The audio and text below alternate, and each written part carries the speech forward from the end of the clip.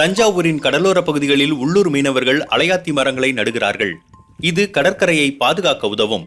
இந்த மீட்டுருவாக்க திட்டம் ஏன் சிறப்பானது என்றால், மரக்கன்றுகளை வளர்க்க பயன்படும் பைகள் இயற்கையான பனை ஓலைகளால் ஆனவை. இது பிளாஸ்டிக்கிற்கு ஒரு இயற்கையான மாற்று.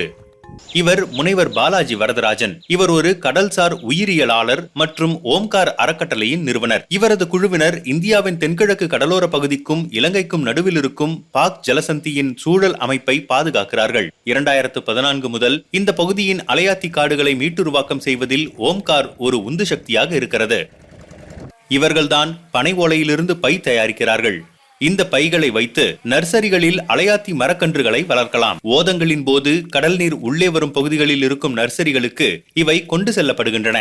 இங்கு விதைகள் நடப்படுகின்றன. பருவமழையோடு இவை வளர்க்கப்படுகின்றன.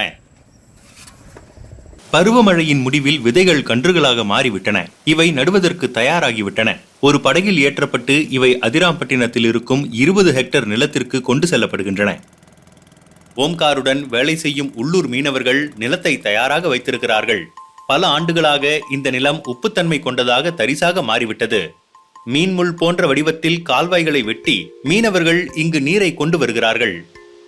ஒவ்வொரு ஆண்டும் 15,000 மரக்கன்றுகள் நடப்படுகின்றன. அலையாத்தி காடுகள் மீட்டுருவாக்கத்தில் பனையோலை பைகளை பயன்படுத்துவதன் மூலம் இந்த பகுதி பயன்பெற்றுள்ளது.